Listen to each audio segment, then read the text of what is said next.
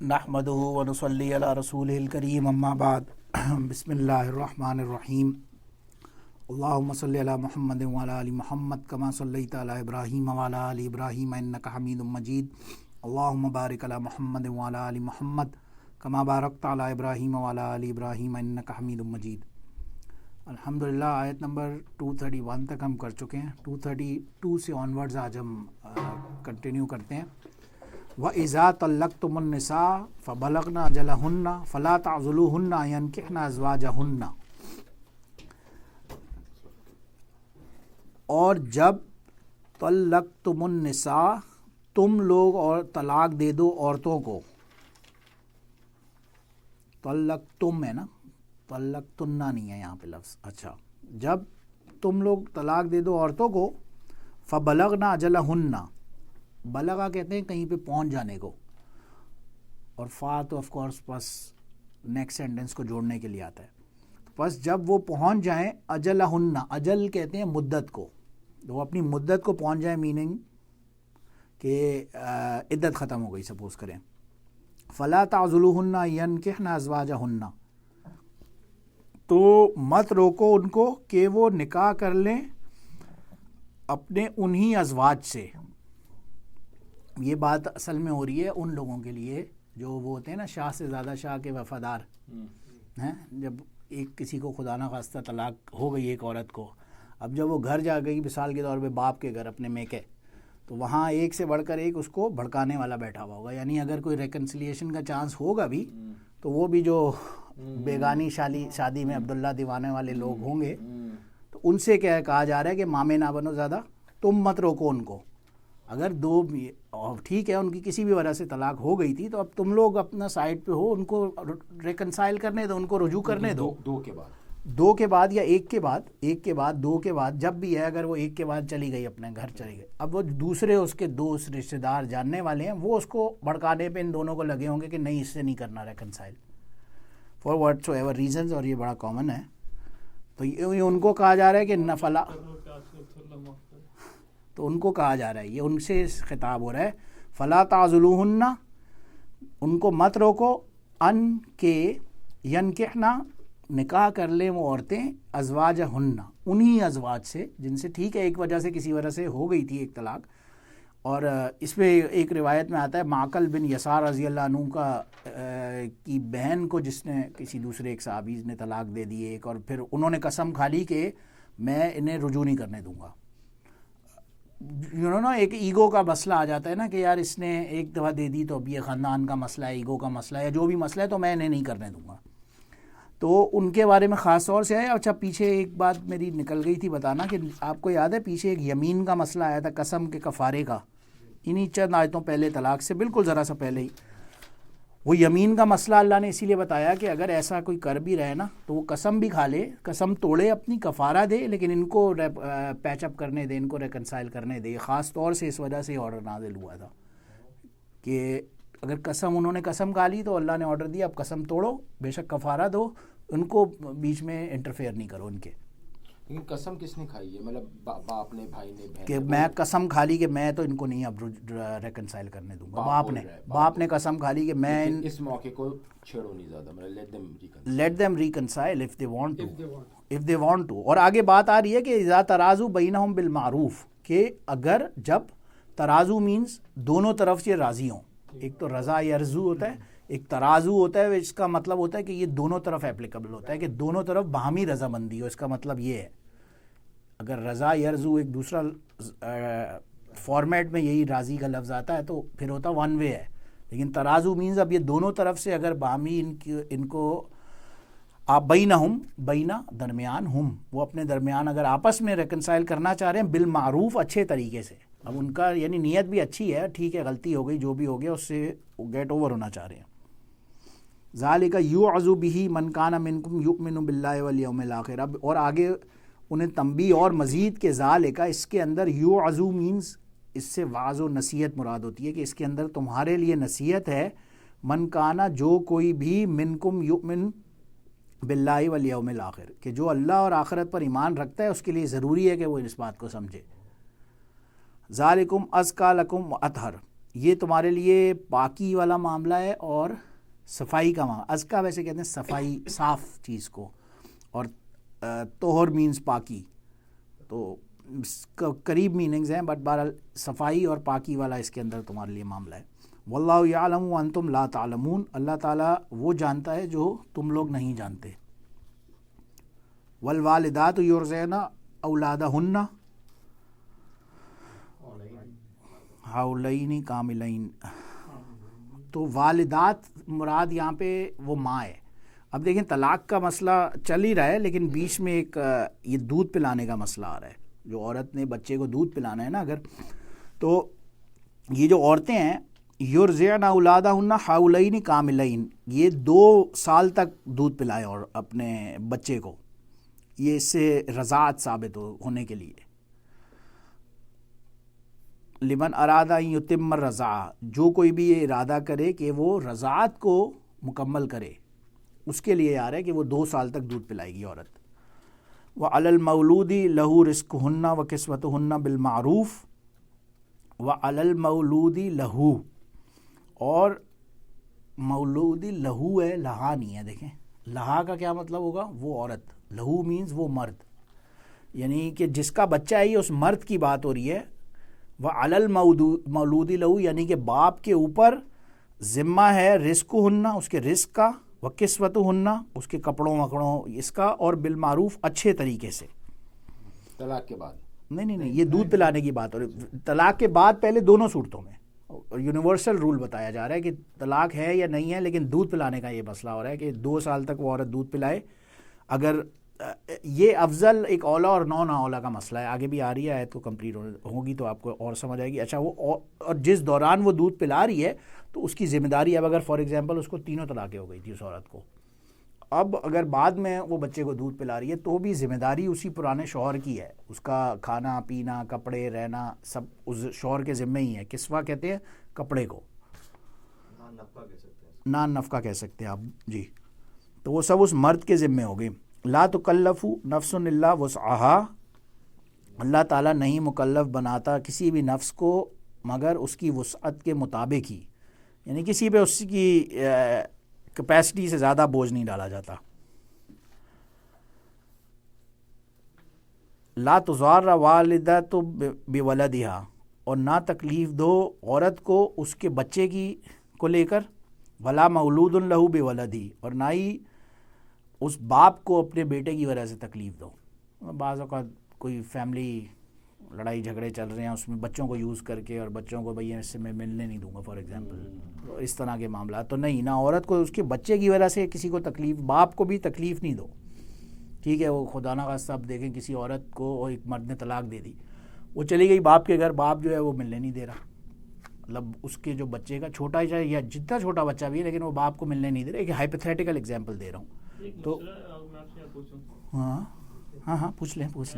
یہ جیسے ابھی آپ نے بتایا نا کہ جیسے جو والدہ ہوتی ہیں بچوں کو جو رضاعت کرتی ہیں اور جو نان نفقہ ہوتا ہے، میں نے ایک دفعہ مفتی طارق صاحب کو بیان سنا، انہوں نے بولا کہ اگر وہ عورت جو ہے 7 سال کے بعد یا جو بھی اس بچے کو جو ہے اس والد صاحب اپنے اس کے والد کو لٹانا اس کو لازمی ہوتا ہے. یہ بات صحیح ہے؟ ہاں، وہ ہوتا ہے نا کہ 7 سال یا کچھ ایک سرٹن بعض لوگ کہتے ہیں اس میں بلوغت تک کا وہ ہوتا ہے، لیکن اصل اسی لیے لہو کا لفظ وہاں یہاں پہ یہ بتا رہا ہے کہ جو اولاد ہوتی ہے وہ باپ کی طرف اس کا وہ ریورٹ ہوتی ہے. لہو یہی بتا رہا ہے آپ کو یہ لفظ. وعلی المولود لہو ہے نا، وعلی المولود لہا نہیں ہے، لہا فیمیل، لہو میل.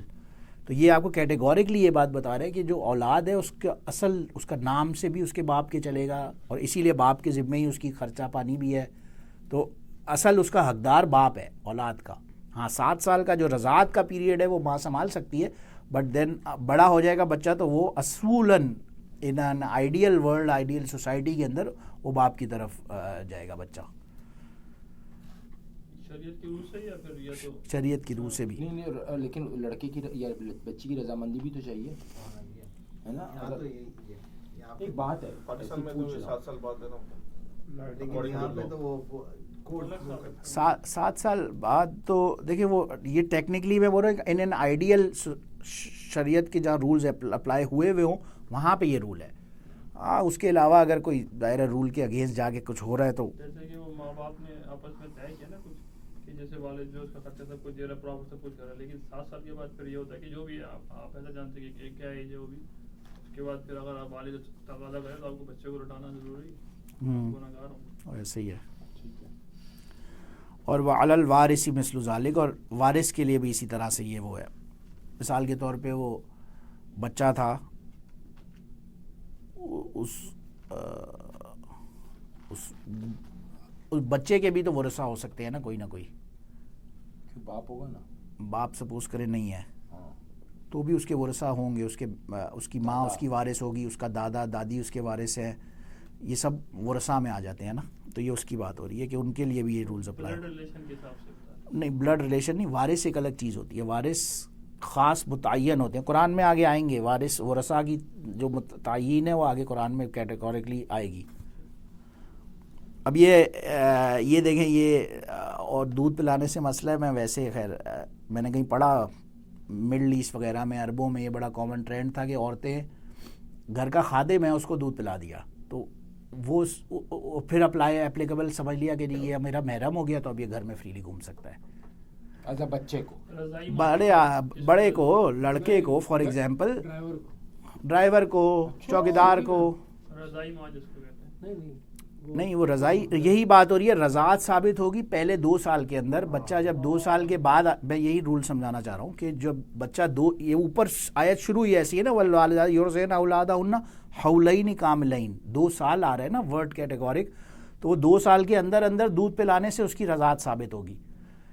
ایسے نہیں ہوگا کہ کوئی بعد میں کسی نے کسی کو دودھ پلا دیا تو وہ اس کے لیے محرم بن گیا, ایسا نہیں ہوگا. کیونکہ نارمل یہ سرکمسٹانسز میں یہ ہوگا اگر وہ عورت, یہ قسمت ہننا اور یہ والی جو بات ہو رہی ہے اس کے اندر یہ بھی پاسبلٹی ایک تھرڈ ہے. جیسے نبی علیہ الصلوۃ والسلام کو, یا اس زمانے میں بھی لوگ, بہت کامن کلچر تھا گاؤں دیہاتوں میں, رضائی ماں الگ ہوا کرتی تھی, وہ اس کو دودھ پلایا کرتی تھی.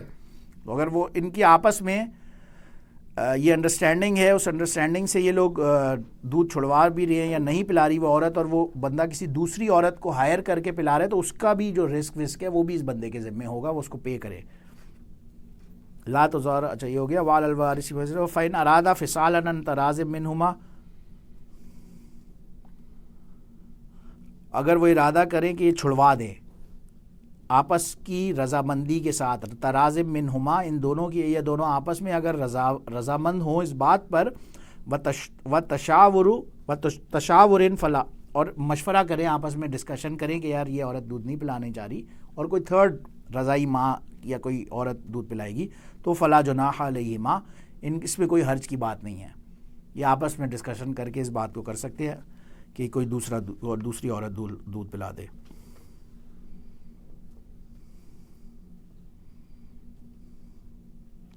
وَإِنْ أَرَدْتُمْ, اور اگر ارادہ کرو تم, أَن تَسْتَرْضِعُوا, کہ تم کسی دوسری عورت کو ہائر کرو دودھ پلوانے کے لیے, اولادکم, اپنی اولادوں کو, تو فلا جناح علیکم, تو کوئی حرج کی بات نہیں ہے. اذا سلمتم ما آتیتم بالمعروف, جبکہ تم اس کو کچھ نہ کچھ اچھا, بالمعروف یعنی اچھائی طریقے سے اس کو کوئی گفٹ دو, یا کوئی پیسے, یا کوئی ویجز, یا کچھ نہ کچھ اس کو دو اچھے طریقے سے. اس تھرڈ عورت کی اب یہ بات ہو رہی ہے جو دودھ اگر کوئی اور پلا رہی ہے تو.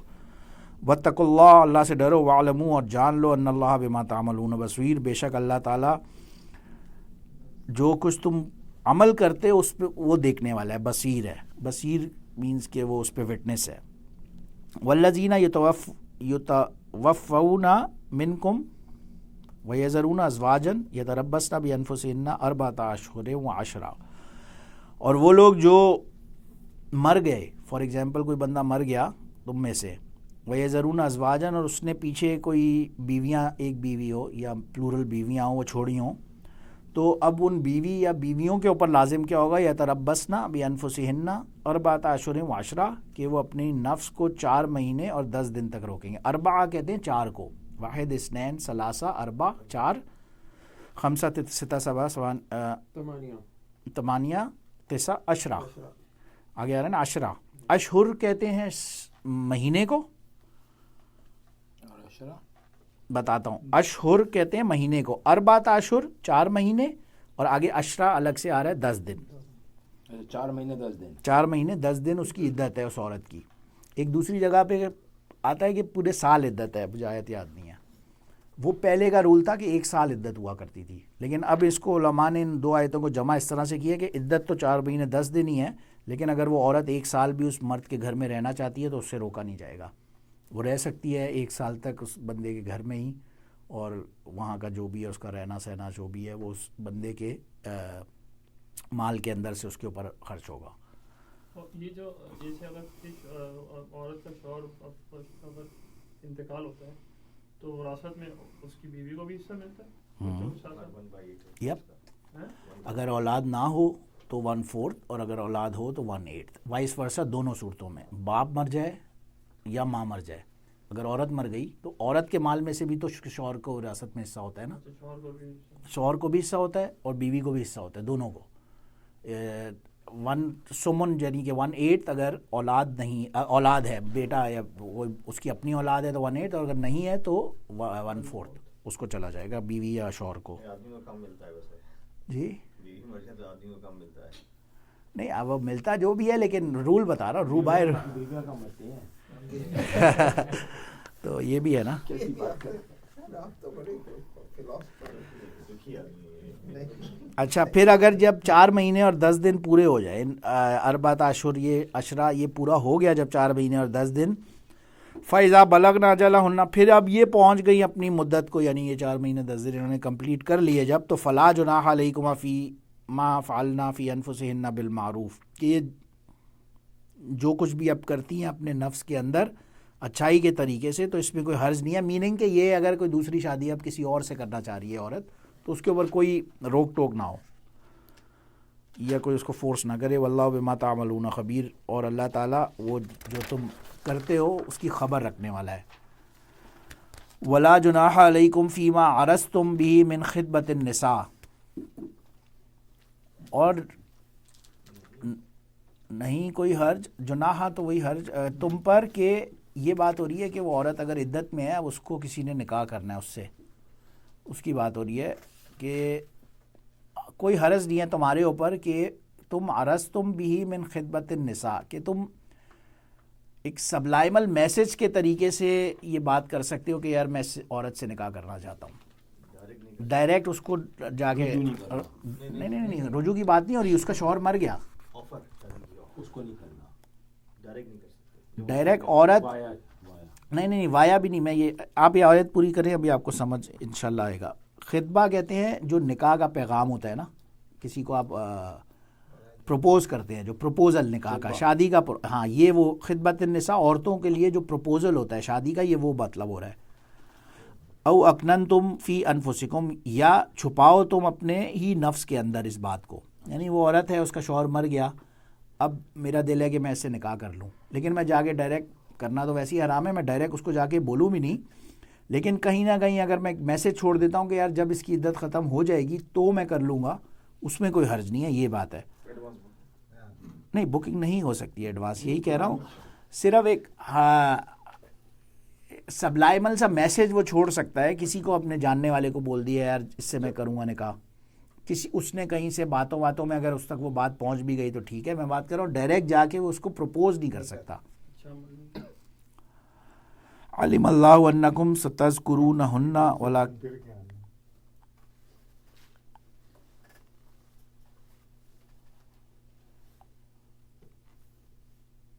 اللہ تعالیٰ جانتا ہے بے شک تم لوگ جو کچھ بھی ان عورتوں سے بات چیت کرتے ہو، ولیکن لا تواعدوہن سرًا، یعنی کہ خاموشی، سرًا کا مطلب ہے کہ خاموشی سے بھی، ایک سیکنڈ اللہ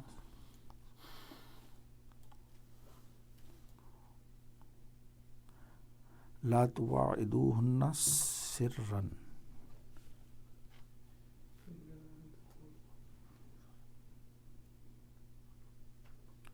آپ ٹرائی کریں گے راشد بھائی اس کا ترجمہ؟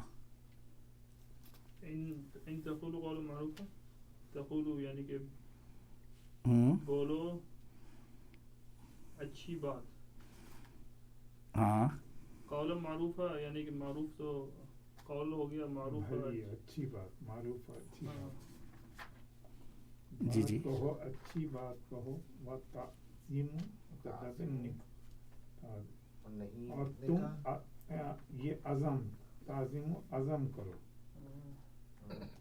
वो कहते तो निकाह का हत्ता यबलुगा किताब यहाँ तक यबलुगुल किताब वजला तो अल्लाह ताला का फैसला आ जाए, किताब हिकमत का फैसला। मतलब जो अल्लाह ताला का फैसला आ जाए। अच्छा एक सेकेंड, अरे आपके इतने सॉरी, ख्याल है ये। यानी खामोशी से उनको पैगाम मत भेजो, अंतकूलू कि तुम कहो कौलम मारूफा के कोई अच्छी बात, क्या था, एक मिनट, सिरन का मायना वो है ना सिर्रन सिर्रन, खामोशी है, चुप झर कर, सिर्रन अला तो एक, हाँ समझ गया। देखें एक मिनट में दोबारा करता हूँ इसको। अच्छा हम कहाँ पे थे, सॉरी, कहाँ से करूँ? अलिम अल्लाहु, जानता है अल्लाह ताला, बेशक तुम लोग जो कुछ भी जिक्र, मुराद ये है कि बात करते हो, तस्करा करते हो, वलाकिन ला तुवाइदू, नहीं वादा करो उनसे, उन औरतों से, सिर्रन खामोशी के साथ, इल्ला मगर अन तकूलू कौलम मारूफ, मगर ये कि कोई भी बातचीत अच्छी बातचीत कोई तुमने कर ली तो ठीक है।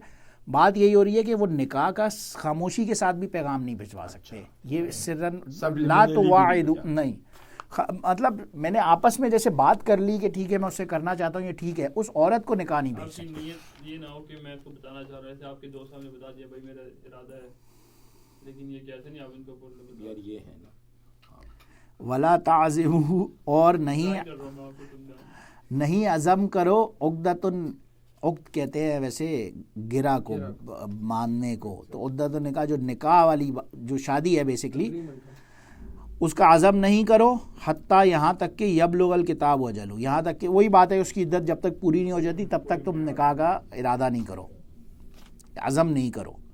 वालमू, और जान लो, बेशक अल्लाह ताला जानता है, माफ़ी अनफुसिकुम, जो कुछ भी तुम्हारे नफ्स के अंदर है, फ़हज़रूहु, तो बस उससे बचो। वालमू अन्नल्लाह गफ़ूरुर रहीम, गफ़ूरुन हलीम, बेशक अल्लाह ताला बड़ा गफ़ूर और हलीम है।